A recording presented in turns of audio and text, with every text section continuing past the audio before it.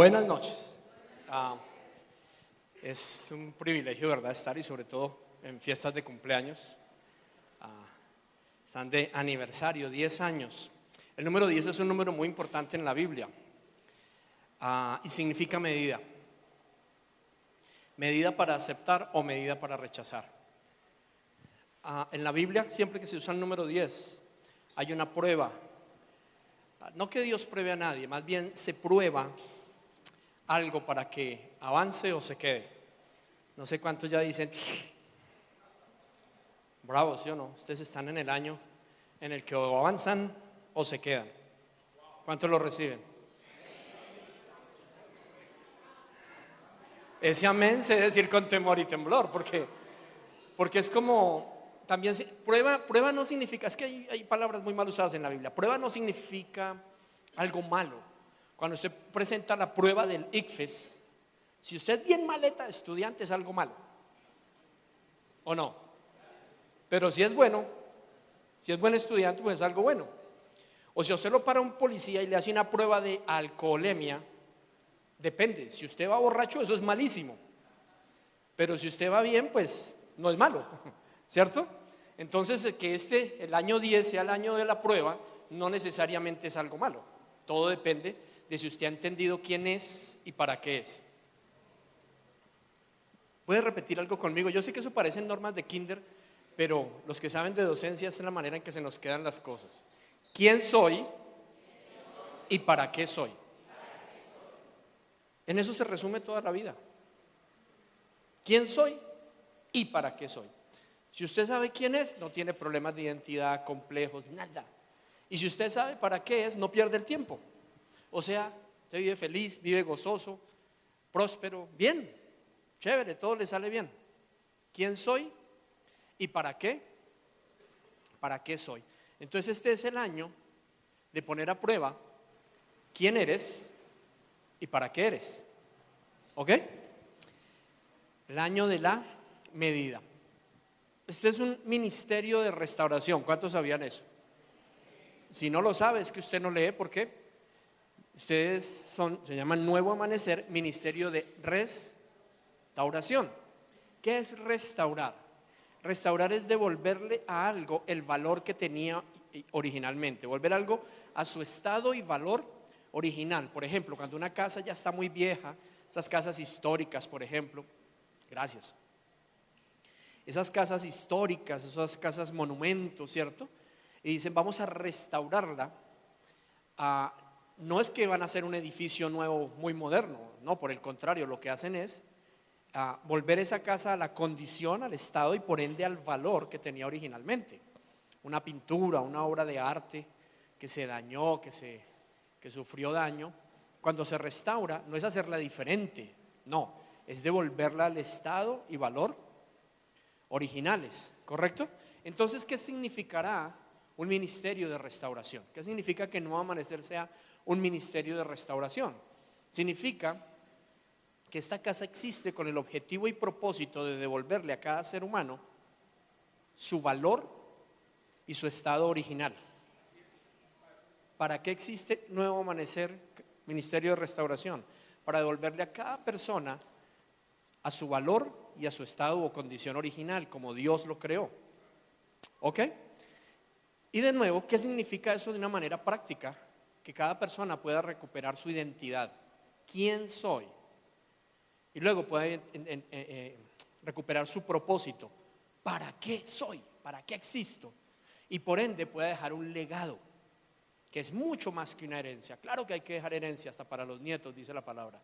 Pero más allá de herencia material, lo que hay que dejar es un legado. O sea, dejar este mundo mejor de lo que lo encontramos. De manera que si nosotros encontramos quiénes éramos, nuestra identidad, recuperamos nuestro valor, el lugar donde estemos, la ciudad, el negocio, la empresa, la escuela, el vecindario, donde quiera que nosotros estemos, cuando nosotros nos movamos de allí, tiene que haber recuperado algo de su valor y algo de su identidad. A mí también me emociona bastante. Las fiestas de cumpleaños me emocionan bastante. Entonces, quedaron todos aburridos. Quedaron así como mi abuelita tenía un lorito Pastora se llamaba. Bueno, de hecho, si era pastora, era Lorito. Oiga, era hasta profético eso. Pastora. Y uno le hablaba y había cosas que entendía y repetía. Y cuando no entendía, hacía. Y si uno le repetía y no entendía, entonces era para el otro lado. Así quedaron ustedes. ¿Quién soy? ¿Para qué soy? Restauración. Vamos a verlo bíblicamente, ¿ok?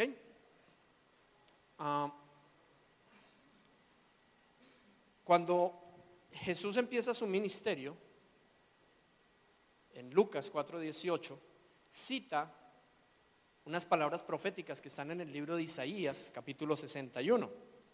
Bueno, y define quién es, y básicamente lo que dice es: hoy se cumple esto. Y él define para qué estaba en la tierra, o sea, él define quién era y para qué era. Bueno, Isaías capítulo 61, vamos a leer del verso 1 al 4. Dice: el Espíritu de Jehová, el Señor, está sobre mí, porque me ungió Jehová, me ha enviado a predicar. ¿Hame enviado? O sea, ¿qué versión es? ¿Hame enviado? 20 por ahí.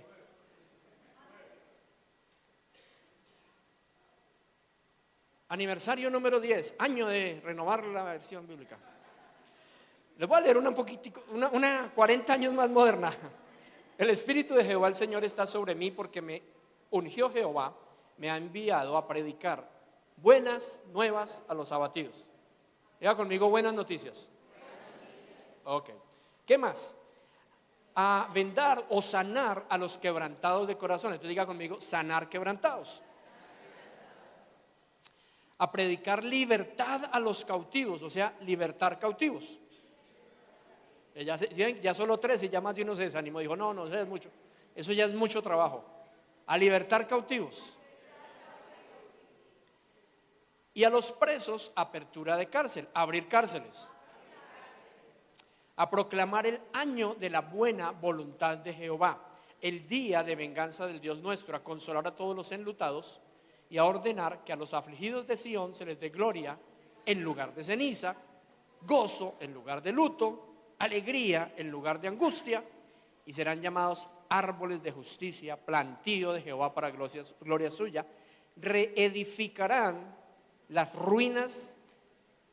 Hay otras versiones que dicen las ruinas que dejaron generaciones anteriores.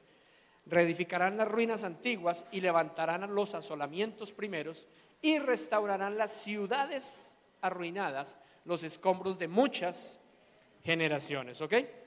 Un poquito largo, pero cuando Jesús empieza su ministerio, entra a la sinagoga un día sábado, en ese tiempo, y le pasan el rollo de Isaías y él lee una porción de Isaías y dice: hoy esta profecía se cumple en presencia de ustedes. Y empieza su ministerio. Ahora, ¿cómo definimos el ministerio de Jesús? Como un ministerio de restauración, porque él vino para que nosotros pudiéramos recobrar nuestro valor, ¿cierto? Saber quiénes somos, que eso son buenas noticias. ¿Saben cuál es la buena noticia? Que tú eres un hijo, una hija de Dios.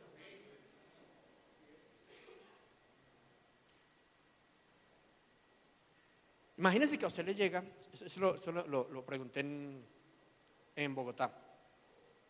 Imagínense que a usted le llega por correo una carta, se la llevan correo certificado, y le dan la noticia de que Donald Trump tuvo una aventura un día aquí en Colombia y que hicieron pruebas de ADN y usted es hijo de Donald Trump. Usted es hija de Donald Trump.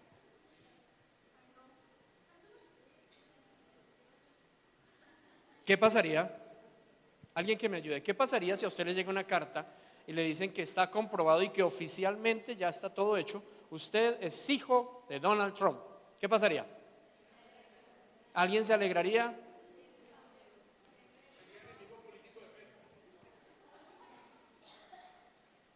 No, escogí el ejemplo equivocado. ¿Y si le dicen que es hijo de Luis Carlos Sarmiento Angulo? Tampoco. Bueno, si a mí me dijeran que soy hijo de Donald Trump, yo digo, bueno, pues, o sea que Yo soy millonario en dinero. Segundo, soy hijo del hombre más influyente del planeta en este momento. Tiene el destino del mundo en un dedo, con el que hace twitters. Era un chiste. No, ustedes están muy aburridores para una fiesta de cumpleaños. No. O no siguen las historias de Donald Trump. Donald Trump con un Twitter rindió a Norcorea, por ejemplo. Norcorea un peligro no solo para Surcorea, sino para toda la humanidad. Y a punta de twitters, ahora el gordito chiquitín le da abrazos a Donald Trump y todo. Cuando hace unos 6 meses estaba amenazando que iba a mandar misiles con cabeza nuclear, iba a acabar con medio mundo. Bueno, no me sirvió el ejemplo de Donald Trump, pero es que no los veo emocionados por ser hijos de Dios. El problema es que el ejemplo que quería colocar es qué pasaría si uno de la noche a la mañana descubre que es hijo de alguien muy importante, muy influyente, millonario, y que uno tiene derecho a toda esa herencia. ¿Qué pasaría? Usted se quedaría leyendo la carta. Ay, soy hijo de un millonario. Qué alegría. Amén.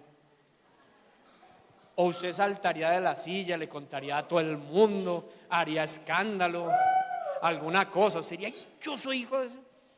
Por fin se me solucionaron todos los problemas.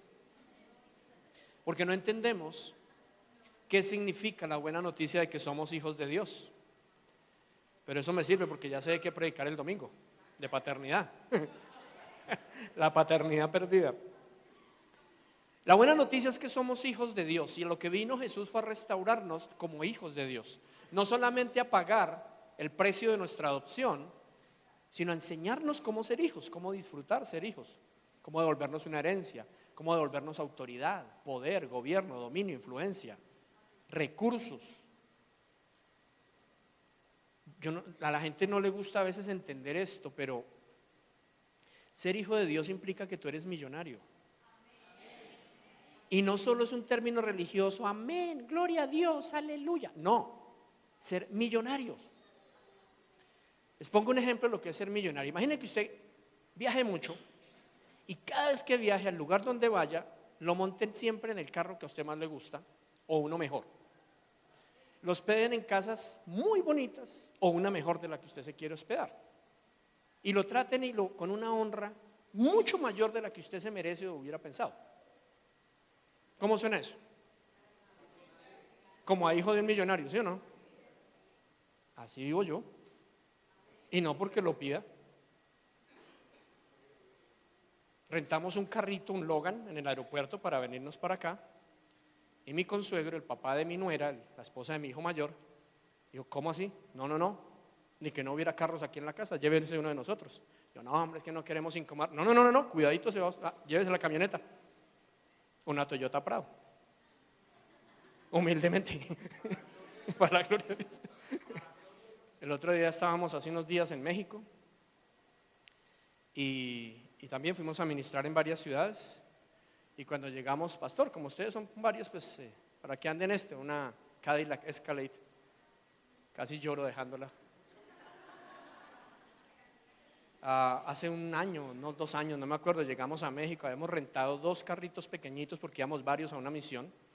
Y cuando llegamos, que no sé qué, que los carritos no están, que no sé qué, pero entonces estaban, pero nos cobraban el doble y todo, y pues...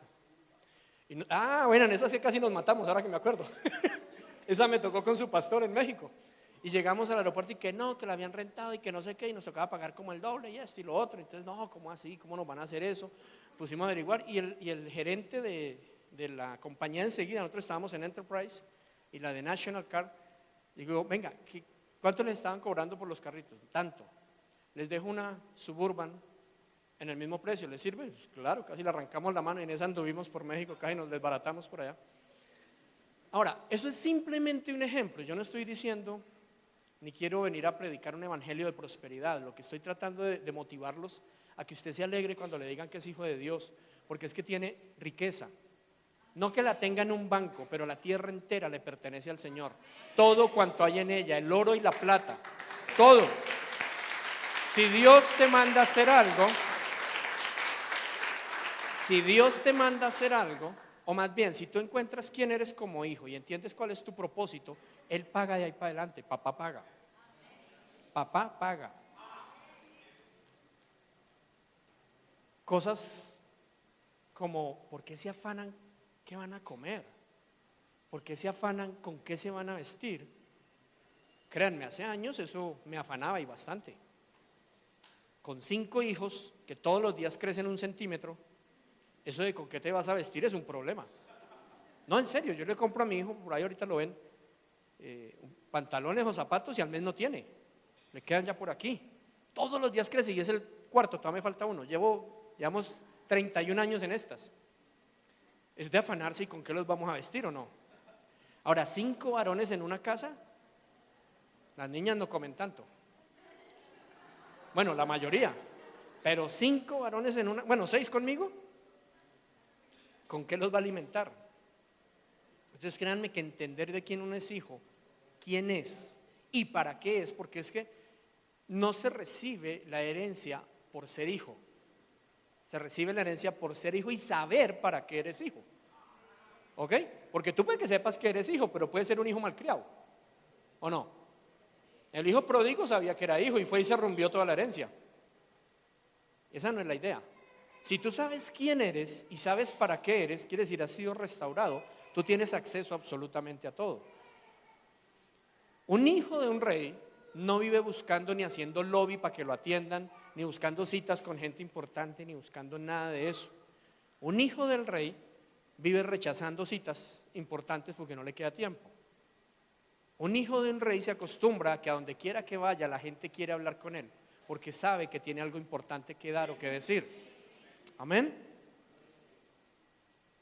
Es que de verdad es el punto. Tenemos todo lo que ata las manos de Dios en nuestra incredulidad. Y aunque la palabra no lo dice y no lo aprendemos y decimos amén, pero hay algo que no ha cambiado en nuestra mente. Seguimos pensando de una manera incorrecta. Por ejemplo, si hablamos en cuanto a economía, nuestra mente es pobre y hasta que nuestra mente no cambia próspera, no dejaremos de ser pobres. Porque Romanos 12:2 dice que para ser transformados tiene que ser renovada nuestra mente y así podremos comprobar que la voluntad de Dios es buena, es agradable y es perfecta. ¿Cómo se renueva la mente? Cuando tú escuchas continuamente, meditas y hablas de la palabra de Dios, cuando tú te metes en ambientes y personas que conocen y viven la palabra de Dios, entonces tu mente poco a poco empieza a ser transformada. Cuando tú pasas tiempo en la presencia de tu Padre derrubando tu mentalidad, la mentalidad que te amolda al mundo actual para obtener la mentalidad de Dios. Porque si tú primero no eres próspero aquí, no eres sano aquí, no eres restaurado aquí, no eres hijo aquí, afuera no se va a ver nada. Va a ser solo amén, pero no va a pasar nada. ¿Ok? Decir amén es una muletilla cristiana. Amén significa así es, así sea. Y imagínense que su papá le dice: venga, mijo, usted me va a lavar el carro, amén, pero no lo lava. ¿A mentiroso qué es? ¿Sí o no? Entonces no es decir amén por amén, no es repetir palabras por repetirlas, es entender que si Dios dice esto, cuando uno dice amén, amén quiere decir ok, yo lo creo y lo voy a vivir así. Porque todas las promesas de Dios son sí y amén para aquellos que en ellas creen. Pero ¿qué es creerla? Hacerla, vivirla, ¿ok? Entonces, por ejemplo, hablando de dinero, yo no sé por qué me metí con dinero, yo venía a predicar otra cosa. Bueno, y no va a pedir ofrenda, no se preocupe, pero estoy hablando de dinero suyo para que usted pague su casa, su renta no, su casa, no le pague la casa a nadie, pague la suya, para que usted tenga su ropa, con qué alimentar sus hijos, con qué vivir bien. Usted primero tiene que salir de la mente de pobreza, ¿ok? Porque es que si usted le dicen: venga, ¿será que usted me da un vaso de agua? Y usted dice: pero es que solo tengo uno, solo tengo este, no le puedo dar porque solo tengo el mío. Usted tiene mente de pobre y no ha entendido de quién es hijo. Porque si usted tiene mente próspera, usted dice: ¿un vaso de agua? Sí, tengo una semilla para sembrar. Porque sabe que si usted siembra esa semilla, va a obtener muchos vasos de agua. Pero ¿dónde cambió primero? En su mente. La mayoría de la gente no da, dice: yo no doy porque no tengo. Y la verdad es que usted no tiene porque no da, porque no tiene fe. Muchos ejemplos hay en la Biblia de eso y muchas amonestaciones al respecto. Voy a hablar de dos. Yo no sé por qué me metí por ese tema, pero bueno. Voy a hablar de dos. Uno, la viuda de Sarepta. ¿Cuántos no saben, no tienen ni idea quién era la señora? ¿Nadie sabe quién era la viuda de Sarepta? No, ¿quién no tiene ni idea quién era la viuda de Sarepta? ¿Quién sabe quién era la viuda de Sarepta? Despierten a los que no alzaron la mano, ninguna de las dos, por favor. Quedé como Suso, perdido. Bueno, Dios le dice ¿a quién fue que le dijo? ¿A Elías? Sí, a Elías. Dios le dice a un profeta suyo, Elías. Bueno, Elías se le salta la piedra con el presidente, con el rey, porque estaban desobedeciendo en Israel todo lo que Dios había dicho. Estaban haciéndolo todo al revés. Entonces él va y le dice al rey: porque ustedes están haciendo todo mal, voy a orar. Y oró para que no volviera a llover. Y ya iban 3 años sin llover. ¿Usted sabe qué pasa cuando no llueve por 3 años? Se seca todas las cosechas, no, la tierra no se pueden, cosechas se acaban. Y el ganado también se muere porque no tiene comida. O sea, se habían quedado sin comida en toda la nación. Se estaba muriendo la gente de hambre. Y entonces Elías va a buscar, le dice al Señor: bueno, yo hice lo que tú me dijiste, ¿y yo qué? Entonces Elías le dice: tranquilo, vete ahí a la entrada de Dos Quebradas. Vas a encontrar en toda la entrada de la ciudad una viuda. Ella te va a dar de comer, pídele y ella te va a dar. Si yo fuera Elías, yo imagino que yo iba camino a Dos Quebradas pensando: a la fija el Señor me dijo que fuera a hablar con la dueña de los supermercados de Dos Quebradas o alguna cosa, o del granero más grande, o de no sé. Cuando llega encuentra una viuda pobre, llevada, con un hijo, y él le dice: perdón, disculpe, pero es que el Señor me dijo que usted me iba a dar de comer. Y ella le dice: ¿yo? Si yo no tengo sino este poquito de harina que me queda y una gotita de aceite, y voy a hacerme 2 panecitos, uno para mi hijo, uno para mí, y después a morirnos de hambre. Ahora, la fe de Elías es violentísima, porque un pastor, donde lo vea usted con un poquito de comida, en vez de decirle que se la dé, se va a quitar la de él y se la va a dar, ¿sí o no? Es más, si un pastor le dice a uno de ustedes que esté bien llevado, que Dios le dijo que le dé lo que tiene en la mano, usted no vuelve a la iglesia. Seamos honestos, ¿cierto que no? De verdad, usted no volvería, usted diría: no, mi pastor es un mala persona. ¿Sí o no? Sin embargo, Elías dijo: pues si el Señor dijo, él le creía al Señor. Venga, el Señor dijo que me diera esa comida a mí. Después de que ella le está diciendo: solo tengo para comer un poquito mi hijo, para darle a mi hijo. Y él dijo: pues yo no sé, pero si Dios dijo que me la diera a mí, yo tengo hambre. Y ella le asó los 2 panecitos y el hombre se los comió. A raíz de eso, nunca, mientras volvió a haber cosecha y dinero, nunca le volvió a faltar harina, ni nunca le volvió a faltar aceite a esa señora. ¿Ok?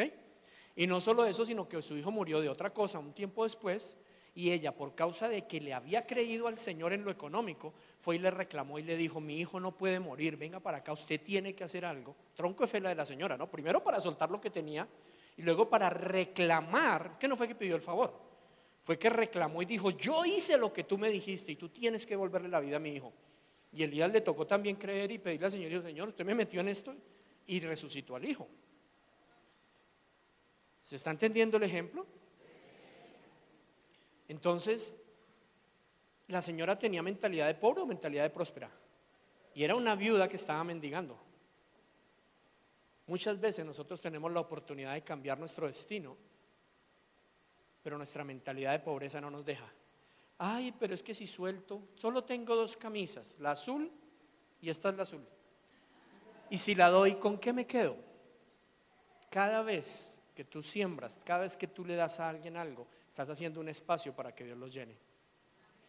Pero nuestra mentalidad de pobre es: no, yo me quedo con esto, así sea viejito, pero entonces no das espacio para que el Señor te dé nada más. No, si es que yo estoy es para que me aconsejen a mí. Es que a mí nadie me llama. Es que a mí nadie me visita. Pues ayuda a otros, aconseja a otros, visita a otros, y vas a cosechar aquello que siembres. La mentalidad de pobreza es esta: deme, provéeme, sírveme, llámame, dame. ¿Ok? Esto es una mentalidad de mendigo. siempre esperando que me den. Es que a mí nadie me llamó, es que a mí nadie me sirve, es que yo necesito siempre que me den. Eso es una mentalidad de pobreza. Si esa mentalidad no cambia primero, no podremos ser restaurados. Tiene que cambiar. ¿Cómo se puede cambiar una mentalidad? Según Jesús, con oración y ayuno. Porque esa mentalidad de pobreza, como la mentalidad de temor, de imposibilidad, de no podemos, de alguien más lo puede hacer, la mentalidad de silla en una iglesia, o sea, esa mentalidad que tenemos de que nuestra única responsabilidad es sentarnos a escuchar siempre y no dar nada, no servir a nadie, no hacer nada. Es una mentira que decimos: todavía no estoy listo, yo no puedo, no tengo nada que dar. ¿Cómo se rompe esa mentalidad? Porque eso es incredulidad, eso es no creerle a Dios. ¿Saben cómo se rompe esa mentalidad? Con oración y ayuno. Nos impresionó los que estuvieron en el taller. Había un hombre sentado en primera fila con su esposa aquí al lado izquierdo. Estuvimos toda una semana y ya como para el penúltimo día, ¿no? Y el hombre hacía unas preguntas bien interesantes. Cada rato las preguntas que hizo fueron muy puntuales y muy buenas. Y lo vi trabajando en todo. El hecho es que, como la víspera de terminar, yo estaba almorzando y él me dijo: ¿le puedo hacer una pregunta? Le dije: siéntese, es más, traiga su almuerzo y almorzamos juntos. Y se sentó y me pongo yo a preguntarle, me hizo unas preguntas, le contesté. Y le digo yo: ¿y tú te congregas en esta iglesia? Me dice: no. Le digo: ¿en cuál? Me dice: no, en ninguna. Digo: ¿tú no vas a ninguna iglesia? Me dice: no. Se podría decir que soy católico porque mi familia es católica, pero la verdad nunca hemos ido, o nosotros nunca vamos a una iglesia ni siquiera católica. ¿Usted no va a ninguna iglesia? No.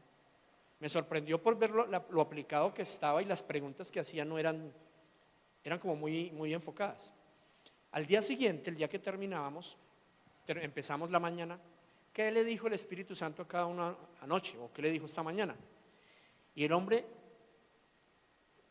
mejor, casi que lo pongo a predicar, resumió tan bien, entendió tan bien de qué se trataba todo esto, tenía tan claros los conceptos y dijo cosas que gente de 10 y 15 años en la iglesia cristiana no han entendido. Y yo decía: wow, es que el Espíritu Santo no necesita 20 años para nada, necesita a alguien que le crea. Y yo entendí que ese hombre, que nunca había ido a una iglesia, que era la primera vez que estaba expuesto a todo esto, y realmente fue una bandeja paisa, no era lechita espiritual, fue una semana de bandeja paisa, ¿o no? Pero el hombre la agarró y la tenía clara. Si nosotros no cambiamos nuestra mentalidad, si siempre estamos pensando que lo único que Dios espera de nosotros es que no faltemos al servicio el domingo y solo para recibir, pero no para pararnos. Tengo una amiga que dice: coja el balde y camine. Para agarrar el balde y caminar, ¿qué hay que hacer? Vamos a darle, vamos a orar por una persona, vamos a orar por un enfermo, vamos a servir, vamos a cambiar esta ciudad, vamos a hacer algo. Si no cambiamos esa mentalidad, esa es la mentalidad de un hijo. La mentalidad de un hijo es: esto es de mi padre, vamos a sacarlo adelante. La mentalidad de un esclavo es: si algún día me dicen que haga algo, yo lo hago. Y eso también hay que ver, ¿no? Si va a haber buena remuneración, porque si no, pues tampoco. Tenemos que cambiar la mentalidad para poder ser restaurados. Entonces Jesús no solo vino a predicar buenas nuevas, sino que vino a sanar a los quebrantados de corazón. ¿Ok? Y ahí es donde me quiero enfocar, porque la restauración empieza, uno, porque sepas que eres hijo de Dios y que Dios quiere restaurarte. Pero ¿cómo se hace una restauración? Hay que sanar el corazón. ¿Ok? El corazón en la Biblia se puede también entender como el alma. ¿Ok? Que es donde están nuestras emociones, nuestros sentimientos. El corazón, o para restaurar el corazón, el alma, las emociones, se necesitan dos cosas, un proceso que tiene dos partes. Una, ¿qué pasaría si este vaso está quebrado?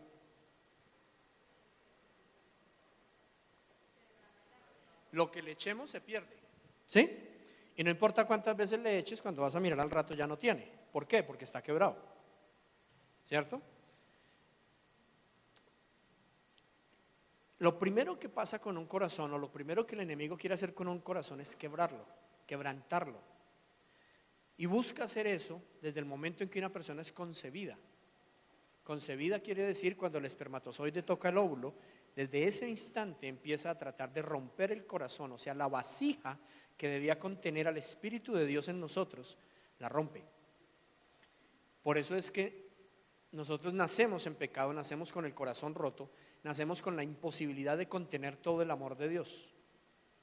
¿Ok? Entonces, como no podemos contener el amor de Dios, siempre estamos vacíos, o mejor dicho, con sed. ¿Cuántos tienen sed acá? Sed.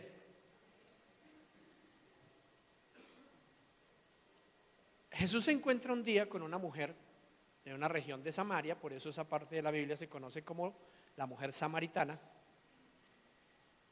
y se la encuentra a las afueras de la ciudad al mediodía al lado de un pozo de agua. En ese tiempo no había acueducto, de manera que había que sacar el agua de un pozo. ¿Ok? Cosas particulares, que el agua se sacaba en la mañana fresquita antes de que calentara para usarla en el día. Sacar agua al mediodía, primero era absurdo porque el agua ya estaba caliente. Segundo, pues no es lo mismo cargar un balde con agua o dos en el frescor de la mañana que el sol del mediodía, ¿no? ¿Cierto?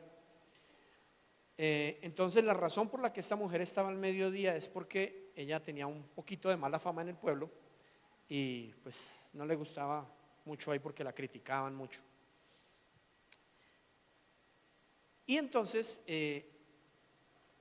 están hablando del agua y Jesús le dice a esta mujer: si tú bebieres del agua que yo te daré, nunca más tendrás sed. Y la mujer, como solo veía en lo natural, no en lo espiritual, se empieza a burlar de Jesús y le dice: no entiendo, usted no tiene, primero que todo, este pozo de nosotros, no suyo. Segundo, usted no tiene con qué sacar el agua. No sé si saben que un pozo, pues el agua está por ahí bien abajo y tengo que tener un balde con una soga para poderlo sacar. Usted no tiene con qué sacar el agua, entonces, ¿de qué? Yo no, y además, lo mejor de todo, yo sed no tengo. ¿Ok? Como muchos que no alzaron la mano y dijeron: yo sed no tengo. Y Jesús le dice: ¿no tienes sed? Entonces, ¿cómo es que has tenido 5 maridos y el que tienes ahorita tampoco es tu marido? No era Liz Taylor, era una samaritana. ¿Cómo es que has tenido 5 maridos? Oiga, pero el humor de aquí, eso no para una fiesta de cumpleaños. 5 maridos has tenido y el que tienes hoy no es tu marido. ¿Qué le quiso decir Jesús? Yo no estoy hablando de la sed de agua, estoy hablando de una sed de amor, compañía, cuidado, protección, sustento, relación, cariño, afecto. ¿Se entiende lo que estoy diciendo o no? Esta mujer tenía una sed de tantas cosas que solo Dios puede dar, que la empezó a buscar de relación en relación, de brazo en brazo, de brazo en brazo. Y Jesús le está diciendo: ¿cómo que no tienes sed? Mira, has tenido 5 maridos, el que tienes ahora no es tu marido tampoco. Y cuando ella reconoce que sí tiene esa sed, es tan impactada por el hecho de que Jesús le dice: yo soy el que llena esa sed y nunca más vas a tener, que es una de las evangelistas más grandes que ha habido en la historia, porque ella salió corriendo, fue a su pueblo y lo evangelizó todo. Todos ellos vinieron a Jesús por causa de que Jesús suplió su sed. Cada uno de nosotros tenemos sed, sed de algo. ¿Saben por qué tenemos sed? Porque nuestro corazón, nuestra alma, donde debería estar contenido la llenura de Dios, el Espíritu de Dios en nosotros, está roto, está quebrado, desde niños, desde bebés. Y entonces, aunque Dios nos da todos los días un montón de cosas, aunque nuestra pareja nos ame o nuestros padres nos amen o tengamos muchas bendiciones, siempre decimos: nadie me ama, yo no tengo a nadie, yo no tengo nada, yo no sirvo, yo no. ¿Por qué? Porque se riega todo lo que, no importa cuánto nos den. Quiero hacer una pregunta a los que son pareja. ¿Alguna vez su pareja le ha dicho: es que usted no me ama? Y usted se queda como rascando de la cabeza diciendo: ¿y qué más querrá esta vieja que yo haga o este tipo que yo haga? Sí, alguien que me pueda ayudar con eso. ¿Alguien más? ¿Algunos? ¿No? ¿Sí? ¿Varios? ¿Sí o no? ¿Sí? Que uno dice: pero ¿y qué más? Una más cruel. ¿A cuántos de papás sus hijos le han dicho que ustedes no los aman? Que les ha tocado solos en la vida. Yo no he necesitado de nadie, a mí me ha tocado solo. ¿Alguien? ¿Sí, cierto? ¿Usted se imagina uno solo con un pañal 3 años? ¿Se imagina uno bebé y que nadie lo voltee? Se ahoga, que nadie lo alce, que nadie le lleve un tetero, un biberón. Es mentira. Siempre, si no hubiese habido alguien que nos amó, no estaríamos aquí. ¿O no? Hace no mucho tuve un encuentro muy especial con el Señor y yo le preguntaba dónde estuvo Él en los momentos difíciles de mi vida. Y me reveló durante toda mi vida, en cada momento específico, quién era Jesús en ese momento en mi vida. ¿Te acuerdas de tal persona? Sí, Jesús. Yo, En la cárcel una vez me enfermé y me cuidó el más malo del patio, el que cuidaba el patio, un asesino bravo, el pastuso. Me llevaba agua de panelita caliente, una cosa que se llama matrimonio, que son como 3 pastillas para esto. Pagó a los guardias para que no me tocara bajar como 2 o 3 días al patio porque estaba muy enfermo. Me llevaba sopa caliente y no dejaba que nadie me molestara. Imagínate cuando Dios me dice que en ese momento de mi vida ese era Jesús. Y yo, un asesino, lea Mateo 1. En un tiempo de mi vida que no tuve dónde dormir, me metía a unos prostíbulos a la madrugada cuando ya hacía mucho frío y dormía en medio de unas prostitutas y me cuidaban, me daban desayuno y hasta peleaban por mí. No, en serio. Ella era muy jovencito. ¿Y saben qué me dijo Jesús? En ese momento de mi vida, esas prostitutas eran Jesús. Y yo dije, ¿cómo así? Rahab era prostituta. El rey David era asesino. Y todos ellos cuidaron del encargo que Dios les dio. Tú estás aquí porque Dios te amó. Tú estás aquí porque alguien te dio su vida. Tú estás aquí hoy porque hoy el Señor ha cuidado de ti a través de alguien. Ese cuento de que yo me hice solo, que no necesité a nadie, de que es que si yo no hubiera sido solo en la vida, eso es mentira. Siempre de una u otra manera Jesús está al lado nuestro proveyéndonos. Entonces, ¿qué es lo que pasa? Que nosotros no podemos identificar o retener ese amor de Dios porque la vasija está quebrada. ¿Ok? Y a veces no en una, ni en 2, ni en 3, a veces en 20, 30, 40 pedazos. Bueno, entonces el proceso de restaurar la vasija empieza por ir a cada lugar donde esa vasija se rompió. ¿Y donde el enemigo, no Dios? Porque la mentira más grande de Satanás es hacernos pensar que Dios fue el que nos quebrantó, y no es cierto. Fue el enemigo el que robó, mató y destruyó. ¿En qué momento el enemigo pudo quebrar mi vasija?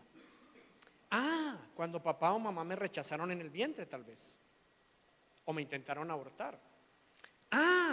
Cuando era niño y tal vez me comparaban con mis hermanitos. Cuando en el kinder yo no era muy bueno para algo y la profesora me humilló delante de los compañeros. Cuando fui muy pobre y los demás tenían zapatos y yo no, los tenía rotos y se burlaron de mí. Cuando alguien que obviamente no creía en Dios se metió y me abusó físicamente, sexualmente, verbalmente. Cuando me fui de mi casa y me fue mal. O sea, ¿en qué momento tu vasija fue quebrantada? Porque la vasija de todos, sin excepción, ha sido quebrantada. Cuando mi papá me abandonó, cuando mi mamá me abandonó, cuando mataron a un ser querido. ¿Alguien me está siguiendo? ¿Alguien se está identificando con lo que estoy diciendo?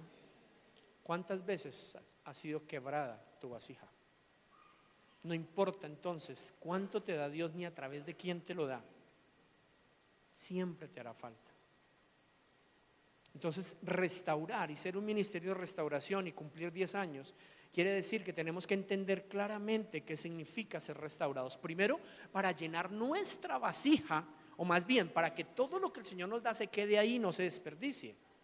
Porque si no, tú puedes durar 50 años en un proceso de sanidad y todo se va a desperdiciar y nunca vas a tener con qué darle de beber a otros.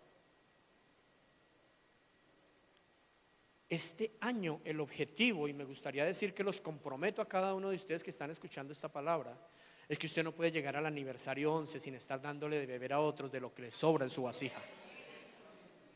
Porque para eso fuiste creado. Tú fuiste creado para restaurar ciudades, lo acabas de entender, restaurar las ruinas que generaciones anteriores dejaron. Es que mi abuelo fue, es que mi papá fue, es que mi bisabuelo fue, es que en esta región todos fueron. Es que los españoles que nos conquistaron fueron unos desgraciados. Sí, amén, todo eso es verdad. Pero el Cristo que murió por ti vino para restaurarte, para hacerte nuevo, para devolverte tu valor, para que seas hijo. ¿Y qué es lo que quiere hacer con eso? A través tuyo usarte como una vasija limpia para darle de beber a otros. Restaurar tu corazón, y tienes todo, absolutamente todo para hacerlo. Este es un ministerio de restauración, pero no porque que tocaba poner ese nombre como porque la ley, no. Es un ministerio de restauración porque tiene como objetivo devolver a cada ser humano y a cada familia su valor, su identidad, su propósito, sanar el corazón quebrantado y luego utilizar esa vasija para darle beber a otros.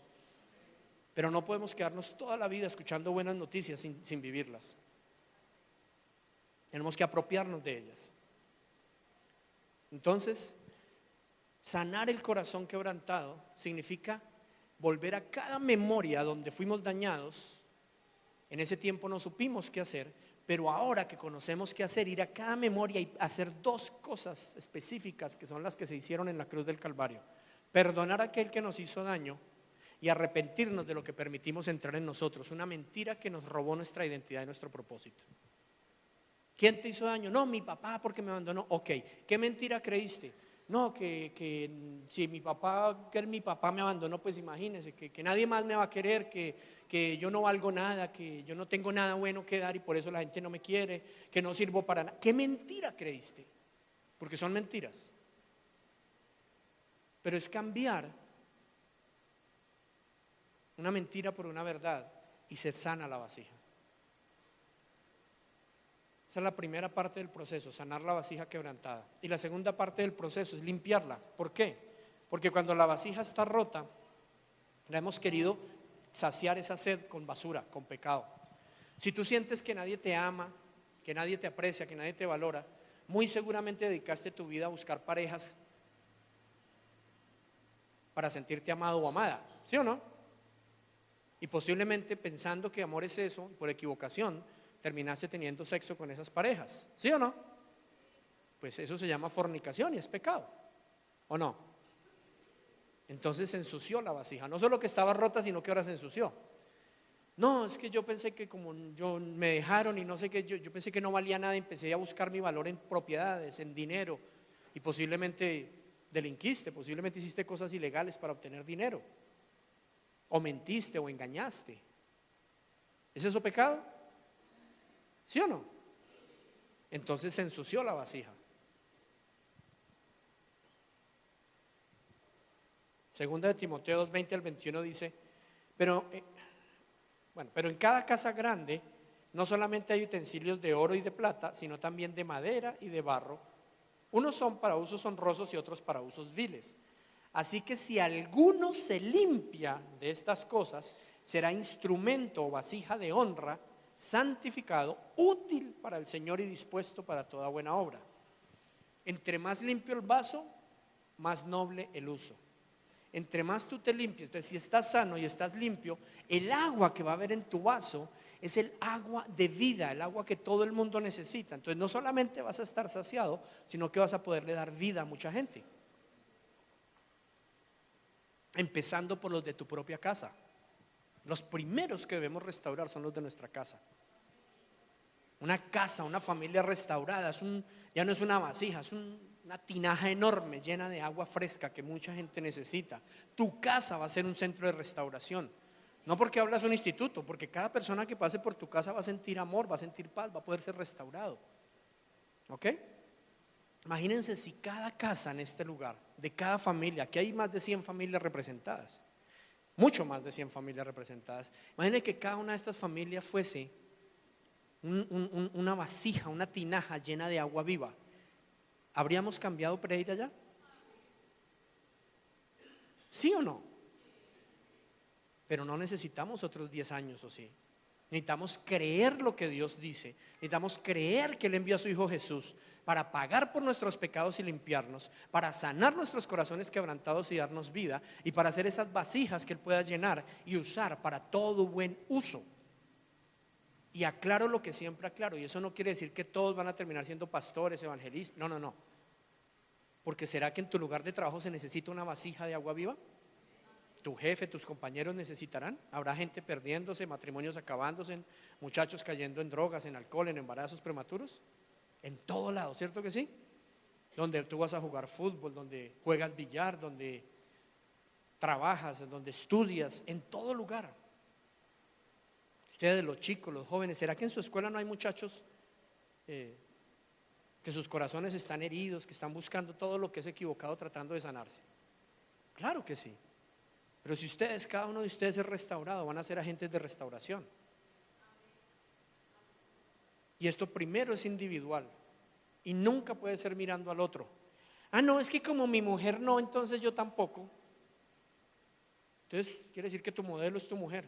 No, es que como mi marido no, entonces yo tampoco. O sea que a ti te salvó tu marido. No, es que como mi papá, entonces yo ¿para qué? Pues porque tú también tienes derecho a una vida y una herencia. No, pues es que si mis hijos no caminan, pues yo me paro aquí. Esa es la excusa que todos tenemos. Por estar mirando la línea del lado no avanzamos. ¿Cuántos sienten esta noche como que, oiga, sí, ¿no? Como que yo debería moverme un poquito más, como que debería hacer algo más? ¿Alguien se siente como movido a algo más? ¿Alguien más? Bueno, ese es el Espíritu Santo. La diferencia de cuando el Espíritu Santo cuando habla a cuando el diablo habla es simple. Cuando el Espíritu Santo te habla, te motiva a acercarte a Él. Uy, sí, yo quiero más, necesito pasar más tiempo contigo, necesito más de ti.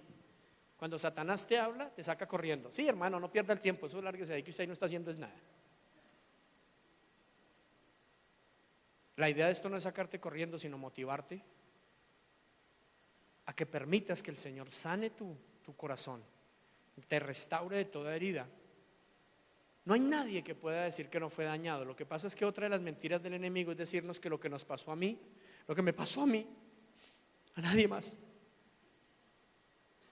A mí fue el que me fue la peor parte. ¿O no?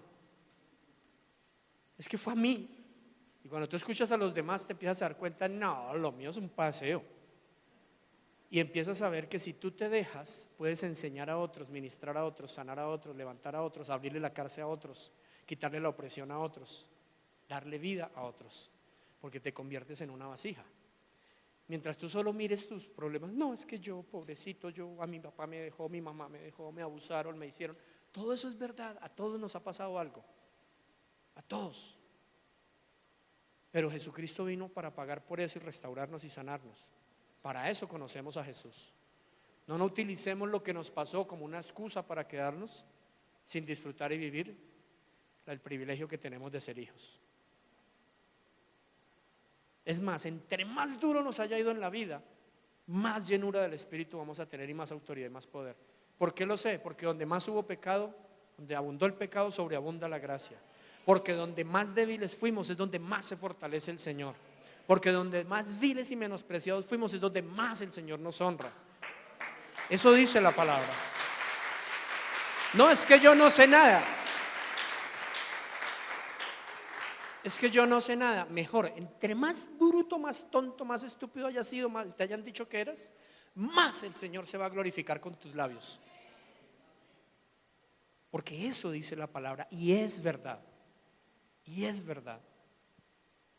Yo no quiero recordarles ni mi testimonio ni nada, que siempre que vengo se lo recuerdo y salgo llorando, pero no.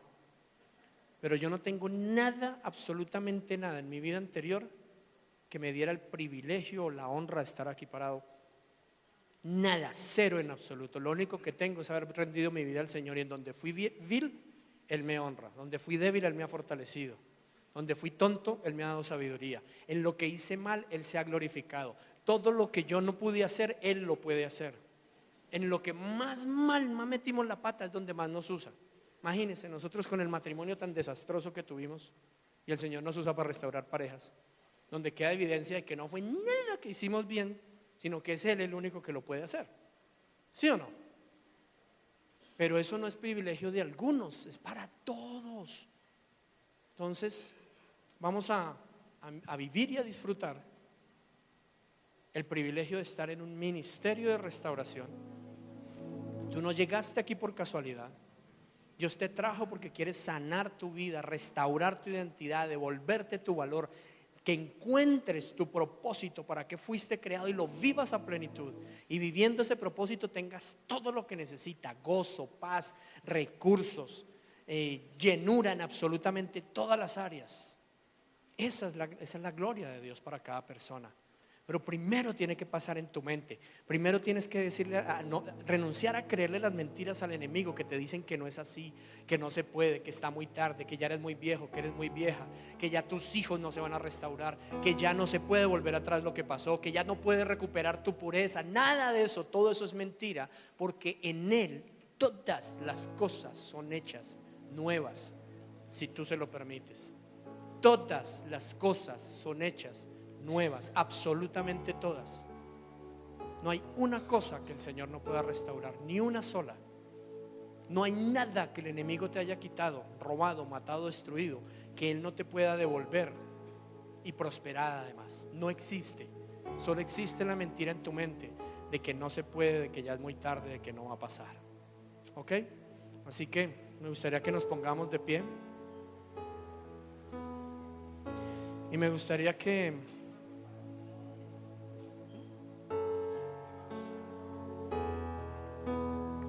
que compartamos esta semana. Hay mucho por hacer. Algunos de ustedes, algunas personas de acá sacrificaron su dinero, su tiempo, dieron permiso en sus trabajos, viajaron a Bogotá, se entrenaron esta semana para restaurar. Y muchos de ustedes no necesitan sino un empujoncito, no solo para ser restaurados, sino para darle a muchos más. Hay toda una ciudad que necesita lo que nosotros tenemos. Toda una ciudad que necesita. No necesita necesariamente que tú vas y lo invites a venir aquí. Qué rico que vengan. Pero ¿sabes qué necesita esta ciudad? Conocer, no solo oír, conocer, tener una experiencia de amor con el Padre Celestial. Esta ciudad necesita, cada individuo, cada ciudadano de esta ciudad necesita tener una experiencia de amor con el Padre Celestial. Y tú ya eres hijo, entonces ¿quién le puede presentar a su papá a alguien más sino un hijo? Jesús vino para que tú conozcas el amor del Padre, y te escogió a ti para que muchos conozcan el amor del Padre a través tuyo. Pero tienes que cambiar tu mente. No te dejes llevar por la desesperanza. No te dejes llevar por las circunstancias que te dicen que no se va a poder. Todo está resuelto en Él. No te dejes llevar por ninguna amistad que te quiere llevar a lo incorrecto, o por los que dicen que no es posible, que no vale la pena, que no sirve. Dios es poderoso. No te dejes llevar por las mentiras doctrinales que dicen que servirle al Señor no paga, que tienes que ser pobre, miserable, que entre más pobre seas aquí mejor va a ser tu recompensa. Eso no está en la Biblia, es mentira. Ningún padre que ama a su hijo lo quiere ver viviendo mal, y menos si tiene con qué darle. Y tu Padre es el dueño del cielo, de la tierra y todo lo que hay en ella. No hay motivos para vivir vidas miserables o en estar encadenado ni a vicios, ni a amistades, ni a codependencias, ni a nada. Tú no eres esclavo ni esclava, tú eres hijo, hija de Dios. Y el Señor envió a Jesús para restaurarte.